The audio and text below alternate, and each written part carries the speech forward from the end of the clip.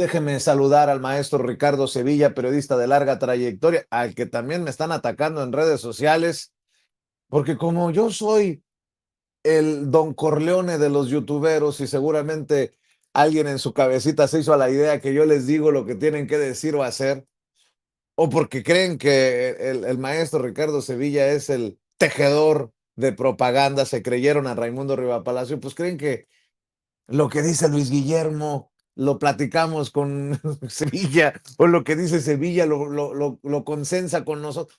Por favor, hombre. El maestro Ricardo Sevilla, periodista de larga trayectoria, escritor, columnista, fundador y conductor de su podcast, el que hay que respaldar, hay que apoyar, el generador de rosaduras en la fachiza, en la cauliflower, con lo que sube en redes sociales y uno que otro despistado en la 4T, hasta la Operación Berlín te están sacando, así como a mí. Oye, tú un día, a ver, relájense un chingo, por favor. ¿Qué está pasando, Sevilla? ¿Cómo estás, maestro? Estoy muy bien, querido Vicente, público memorioso. Que conste que Vicente Serrano y Luis Guillermo Hernández no nos reunimos para nada, y se los digo públicamente porque yo invité a Vicente Serrano y a Luis Guillermo Hernández a que nos tomáramos un cafecito y platicáramos sobre hacer un podcast que se llamara El Tercero en Discordia, entre tres, como sea. Yo ya los invité, pero como usted está viendo a Vicente Serrano, está allá en su tierra natal, lo cual está muy bien porque hay que pasar tiempo también allá ¿Qué en la... necesidad de raspar muebles? Me estás dando golpes de que no he cumplido con la promesa de ir a tu podcast. Eso es lo que le quieres decir a la audiencia. También se lo quiero decir, pero al mismo tiempo son dos por uno, querido Chente, dos por uno, que no ha venido, sí, efectivamente al podcast y no hemos podido reunirnos. También con Luis Guillermo Hernández no hemos tenido comunicación, así que no vengan la nomenclatura a decir que nosotros nos vimos y nos aliamos y estamos en el Cardenal ahí desayunando. El otro día tenía yo ganas de ir al Cardenal. Yo creo que voy a ir, mi querido Chente. Voy a juntar ahí unos pesitos y pues me voy a ir por lo menos a comprar ahí un desayuno que sé que son los más baratitos Mira, allá. te recomiendo el pan de dulce con nata que le gusta a Noroña cuando vamos al Cardenal. ¡Ay! ¡Ay! Ya dije que voy con Noroña al Cardenal. Nótese mi sarcasmo, Sevilla. Hay que ir. Está enojada la Izquierda Boutique, mi querido Chente, bien enojada. Y ayer salieron dos personajes. Ya sabes que no tengo, pues no soy perro, ¿no? Habrá gente que crea que lo soy, pero no soy perro. Y ayer salieron dos de estos personajes a regañar a la militancia que no entiende sus altos conceptos, y se lo digo con todas sus letras. Ayer Rafael Barajas, el Fisgón, y Pedro Miguel, pues Pedro Miguel, que es un personaje que no me quiere. Muchas personas me han dicho que le preguntan sobre mí. Yo no sé también para qué le preguntan. No le pregunten a Pedro Miguel, y que él dice que yo soy un infiltrado y que estoy ahí para golpear a la transformación, pero pues evidentemente Pedro Miguel, Rafael Baraja, todos estos personajes pues no entienden mucho sobre eso. Es muy fácil, Vicente, es muy fácil dar opiniones resguardados pues en una biblioteca, ¿no? Pero meterse a las fauces de la corrupción, pues esa es otra cosa muy distinta. Bueno, ayer desde los espacios donde sea que se encuentren estos personajes, hicieron un programa especial donde con eufemismos trataron de evadir el nombre de Luis Guillermo y salen a decir que en la izquierda hay canibalismo. Todo eso porque le temen a la crítica. Fíjate, me llama mucho la atención porque se trata de personajes que en otro tiempo acusaban censura y marginalidad. Yo los vi, yo los leí, pero resulta que ahora tienen la piel muy delgada. Resultan ser personajes que pretenden inhibir la crítica y los cuestionamientos. Mire, yo me estoy riendo de las cosas que estoy leyendo por ahí, porque están muy alterados. A mí la verdad me da una risa loca. Mire, usted sabe que lamentablemente en el mundillo político, porque hay dos mundos, la verdad, no debería de existir pero así es, el mundillo político y el mundo real. Bueno, en el mundillo político es muy común encontrar personajes que presentan cartas credenciales de la izquierda, defensores de la izquierda política y que sin embargo se llenan la boca pues con los grandes manjares. Dicen, yo prometo igualdad social, lucho por la igualdad y la justicia económica a la manera de Calimán. Sin embargo, la verdad, la triste verdad, es que muchos de estos personajes suelen vivir en medio de lujos y de tratos muy especiales que contrastan con esos discursos igualitarios. Aquí en México, eso fue una triste tradición, usted lo sabe perfectamente, en épocas del Priato. En los bollantes años del PRI hubo intelectuales y periodistas orgánicos que se fueron emancipando algunos de ellos y salieron a criticar a políticos, a líderes sindicales, porque las mansiones, que Durazo, que los yates, que las joyas, y resulta que esos personajes decían ser de izquierda y bueno, recibieron críticas. Bueno, ese discurso de la izquierda pues resulta ser lamentablemente muy hipócrita en ciertos sectores. Lo correcto sería que fuéramos consecuentes con lo que predicamos, pero lamentablemente no es así. Hay ya pocos intelectuales, muy pocos periodistas con conciencia social. ¿Se debería defender? Claro que sí. Hoy hay muchas visiones de izquierda, muchas se aglutinaron alrededor del partido Morena, hay que decirlo, pero ¿qué pasa con esos personajes que desde las sombras pretenden seguir moviendo los hilos como se hacía en épocas neoliberales y conservadoras? ¿Qué pasa? ¿Por qué lo hacen? ¿Qué los motiva? Mira, los espíritus independientes, y yo creo ser un espíritu independiente e indócil, pues no consentimos ese tipo de cosas y tenemos que alzar la voz. Y cuidado con eso, yo le digo a esa nomenclatura, porque si continúan creciendo los egos y se insiste en mirar por encima del hombro pues a las nuevas generaciones y a los periodistas que no están en los medios ni corporativos ni en los medios del Estado, sino en los independientes, pues cuidado porque la lucha está haciéndose desde la calle. Cuidado con eso y las cosas pueden subir de tono y tener resultados terribles. ¿A qué me refiero? De entrada, a que las personas, Vicente, pueden sentirse desengañadas, desilusionadas, traicionadas por ciertos personajes y eso puede llevar, que es lo más lamentable si ocurriera, ojalá que no, pues a la disminución en la participación electoral. Decía yo ayer en un tuit, a mí me importa un rábano que si Renata Turren siembra preguntas para salvar el puesto, que si esta nomenclatura de dinosaurios de izquierda boutique está echando espumarrajos y chispas porque un periodista, Luis Guillermo Hernández, los puso a trabajar, los puso en jaque. A mí eso me importa un bledo, porque le compartía yo a mi audiencia, Vicente, que a lo mejor es escasa, aunque estaba yo viendo los números de nuestro podcast y superan en mucho lo que ellos presentan ahí en su Chamuco TV o no sé cómo se llame eso, pero bueno, yo no estoy aquí para competir con nadie. Me llamó muchísimo la atención que Fabricio Mejía Madrid, por quien siempre sentí una gran simpatía, aunque nunca me gustó su trabajo como cronista, porque sentía yo que era como el remedo de Monsiváis y copiaba a Juan Villoro. Bueno, no entiendo por qué Fabricio está en este asunto de la pureza intelectual, porque se sube a su escaloncito. Le decía yo, Fabricio, no te metas en ese asunto. Ahí tengo las comunicaciones con Fabricio Mejía Madrid de lo que me escribía, quejándose de Guillermo Sheridan. No te preocupes, Fabricio, no lo voy a dar a conocer. Yo no soy esa clase de persona, pero Fabricio, te dije que no te subieras a tu tabiquito. No me gusta eso, porque tú sabes perfectamente que eras colaborador de Letras Libres. Ayer se lo puse en unas imágenes, cuando escribí esas crónicas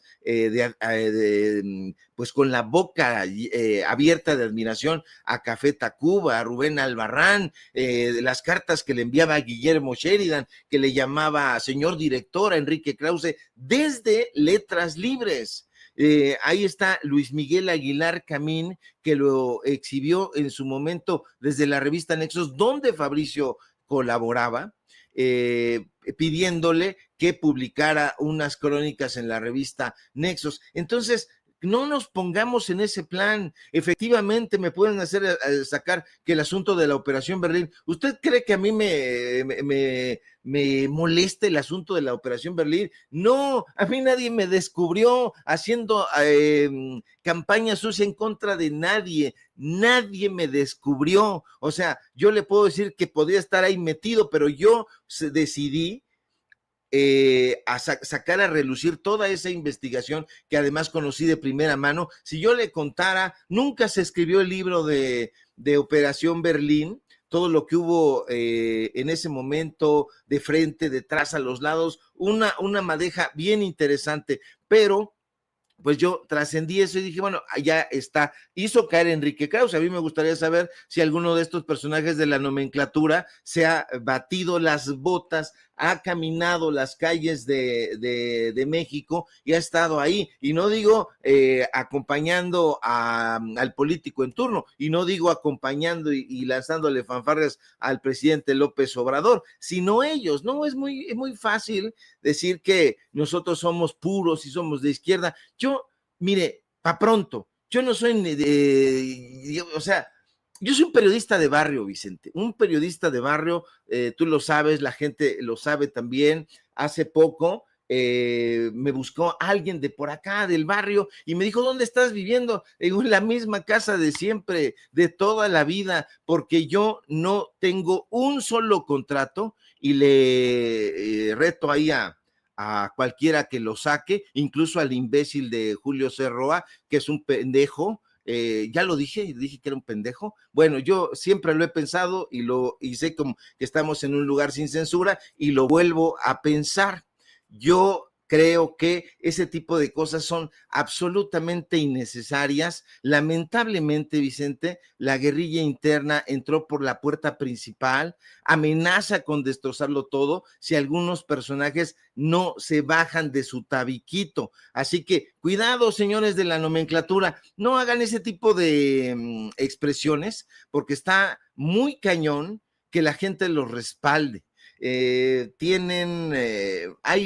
sé que hay izquierdas. Mira, estaba yo platicando el otro día sobre los asuntos de Freud y sobre los asuntos de Lacan, y dirán ustedes, ¿qué tiene que ver Freud y Lacan? Bueno, usted sabe, el psicoanálisis, Freud, el padre del psicoanálisis, así considerado, tuvo un alumno, quizá el más destacado, que fue Lacan, y Lacan hizo su ruta propia, y entonces contradijo ciertos presupuestos del psicoanálisis y terminó enfrentando a Freud, y todo eso en general, pues bueno, fue considerado por el psicoanálisis como el asesinato del padre. Entonces, en términos lacanianos, en términos freudianos, en términos psicoanalíticos, es hasta cierto punto natural que haya este enfrentamiento. Híjole, pues ya creció el hijo y ahora se quiere ir de la casa y se va desafiando al padre, se va azotando las puertas, el padre se enoja, lo enfrentan y viene todo esto. Pero si no tenemos conocimiento de esos preceptos, vamos a estar muy jodidos. Fíjate, me llama mucho la atención, ya para rematar este asunto, que estos personajes miren por debajo al pueblo. Eso está muy cabrón, porque es la misma visión de Guillermo Sheridan. Es que hay mucha gente que no entiende, es que hay muchísima gente que no comprende. ¿Por qué no comprenden? Porque no leen en inglés, porque no leen en francés, porque no tienen acceso a los libros, por eso los desacredita la nomenclatura. Cuidado con eso, porque se les puede revertir. Imagínate nada más que los intelectuales de izquierda desdeñaran al pueblo. No puede ser de esa manera. No se crean ustedes los poseedores de la verdad, porque no tiene ninguna verdad. El hecho de que entiendan 2 o 3 enunciados distintos, eso no significa que ustedes ni son más fregones, ni son más chingones, ni comprenden mejor el asunto político. Cuidado con eso, porque si no, la gente se los va a reclamar. No cedan al dinero. Yo sé que a veces, híjole, pues, ¿cómo voy a pagar la luz, el internet? ¿Cómo voy a hacer las transmisiones? Pero sí, ustedes siguen pervirtiendo ese asunto y dicen, es que yo compré un libro de 500 pesos, de 1,000 pesos, y la gente eso lo está ocupando para comer. Pues bueno, pues ayúdele a usted a entender, no diga que no comprenda, no los desdeñe, no caiga en ese garlito, porque es una estupidez, ahora sí que, como dijera el clásico, del tamaño de una catedral. Bueno, me dicen que si ya se me acabaron los huevos y por qué me quedo callado, pues para no interrumpir, porque, como decía aquel, ningún chile les embona, ¿no? Si digo algo, porque lo digo; si no lo digo, porque no lo digo. Vean lo que tenía que decir. Yo lo dije anoche, 1 hora y 20 minutos de transmisión, y pues también me solté la greña. A ver, Ricardo Sevilla, también la gente quiere noticias, quiere los temas que tienen que ver con la lucha contra la corrupción. Hoy las declaraciones que dio Pablo Gómez son cabroncísimas, y que le dan la razón al presidente Andrés Manuel López Obrador y a la presidenta Claudia Sheinbaum. Urge la reforma al Poder Judicial. Y ya, si hay alguno que defienda a Norma Piña, si hay alguno que defienda cómo están las cosas, es porque defiende estas redes de corrupción. Por cierto, hablando de Norma Piña, tiene declaraciones de Norma Piña que circularon ayer, precisamente. No sé si, a ver, suéltelas, por favor. Tenemos un momento para reconocer, para agradecer a todos los que en tiempos pasados y presentes han defendido nuestra Constitución, nuestro México. Hoy, desde distintas maneras, pretendemos honrar a esta Suprema Corte. En primer lugar, a través de la presencia de cada uno de ustedes, de quienes integran, de quienes integraron el Tribunal Pleno. Al mismo tiempo, reconozco la presencia de quienes hacen posible día a día las funciones de esta Corte. En particular, quiero hacer mención de aquellas personas que con integridad han trabajado incansablemente en esta institución por más de 40 años de servicio. Con lo dicho hoy por Pablo Gómez, creo que se cae a pedazos esto que dijo ayer Norma Piña, ¿no, Ricardo? En el Poder Judicial están apostando por los que lavan dinero. En el Poder Judicial están metidos en una red de corrupción porque no hay de otra. Palabras más, palabras menos, lo que dijo Pablo Gómez, el director de la Unidad de Inteligencia Financiera hoy. Y es que son un chingatamadral de miles, no cientos, miles de millones de pesos que están en juego, Ricardo Sevilla. Así es, Vicente, y lo dice con todas sus letras Pablo Gómez, lo dijo así, digámoslo tranquilamente, para quienes lavan dinero.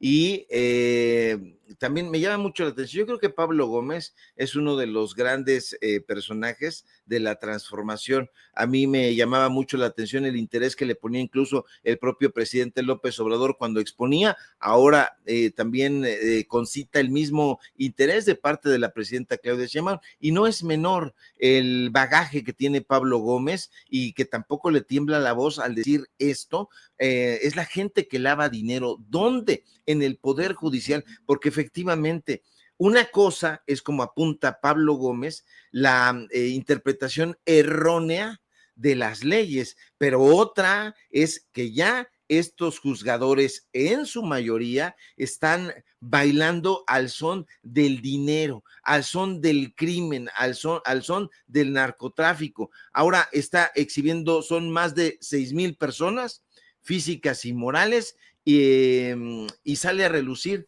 el nombre de esta presentadora que trabajaba con el usurero Ricardo Salinas Pliego, esta mujer llamada Inés Gómez Montt. Y bueno, el titular de la Unidad de Inteligencia Financiera, pues, insisto, que tiene una manera muy interesante de explicar, pues revela datos muy impactantes sobre esta lista de personas, de esta lista de empresas bloqueadas en el sistema financiero mexicano.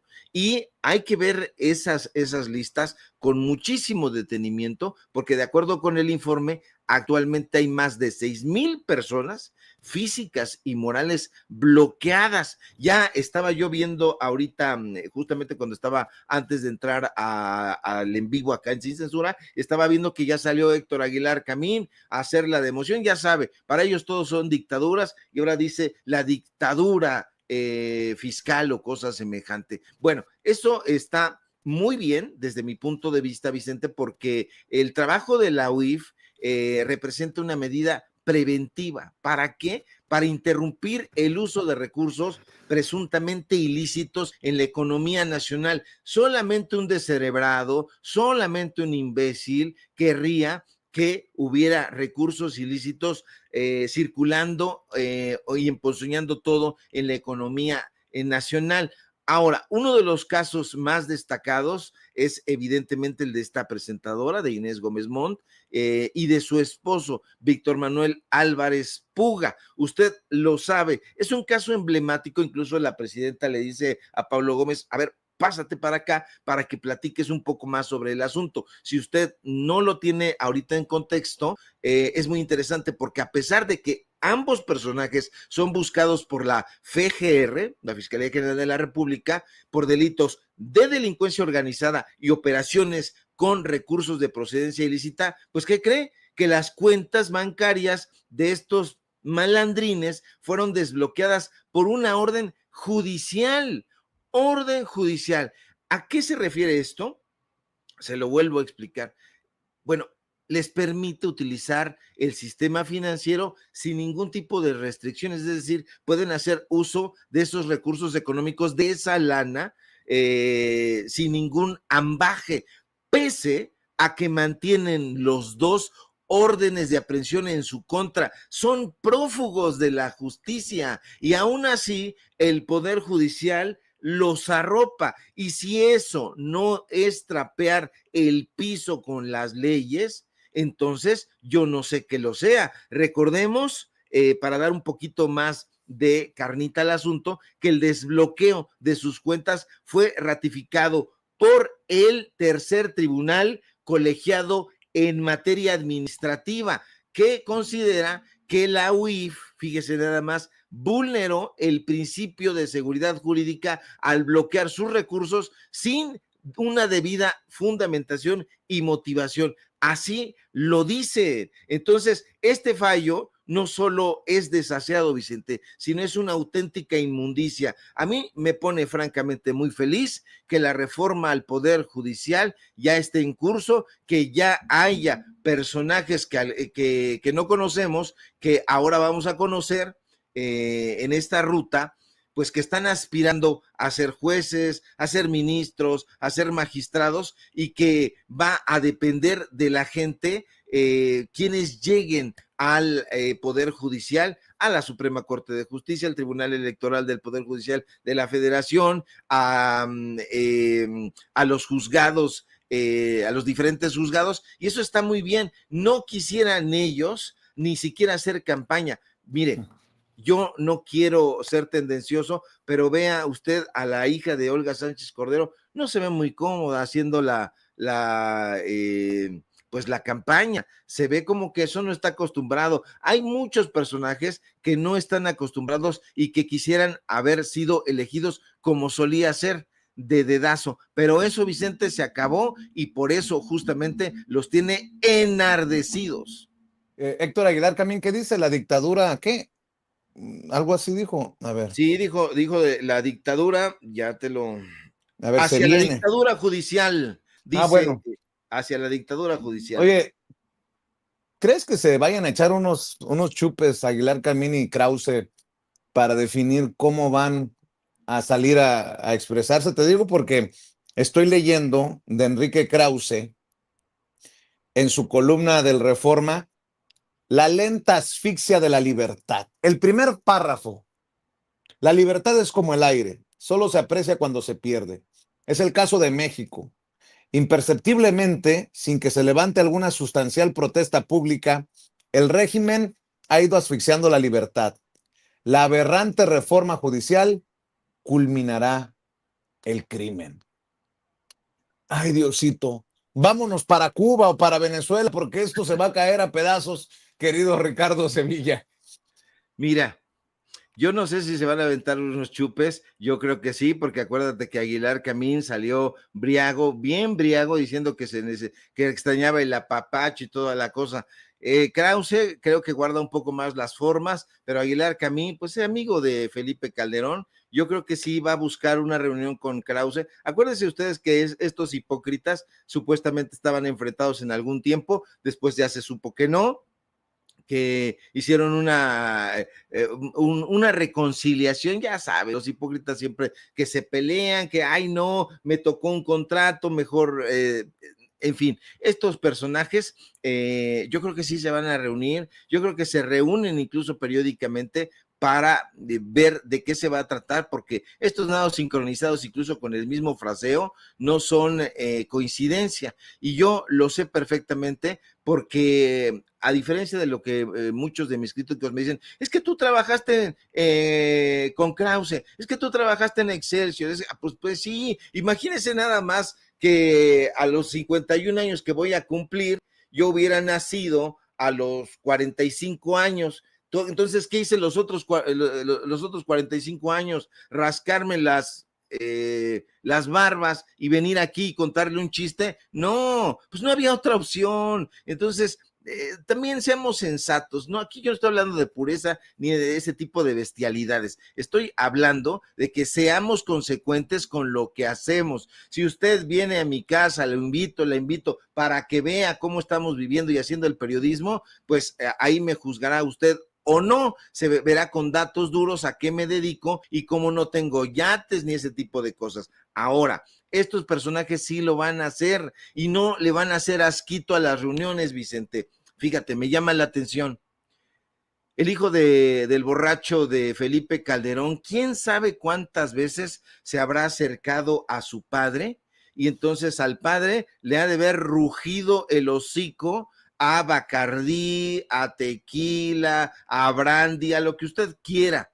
Y entonces no le dio asco el aliento fétido del padre briago, pero sí le hace ascos al aliento de Gerardo Fernández Noroña. Yo platiqué así con Gerardo Fernández Noroña y yo no percibí ningún tipo de fetidez, ¿eh? Y miren que Gerardo es un hombre temperamental y habla fuerte, entonces yo no percibí nada de eso, pero este estúpido, oh, ese es el argumento, ese es el nivel. En fin, Vicente, me preguntabas, ¿crees que se reúnan? Y yo te digo, sin más rollo, yo creo que no solamente se van a reunir, sino probablemente ya se reunieron. Nada más aclarar, cambiemos Cuba por Congo. Vámonos al Congo, porque luego Cuba, te vas a ir a seguir a tu dios AMLO que está escondido en Cuba. Hasta eso en la oposición no dan una, que se está escondiendo en Cuba, que no ha salido de Palacio, que si tiene no sé cuántos militares en la chingada.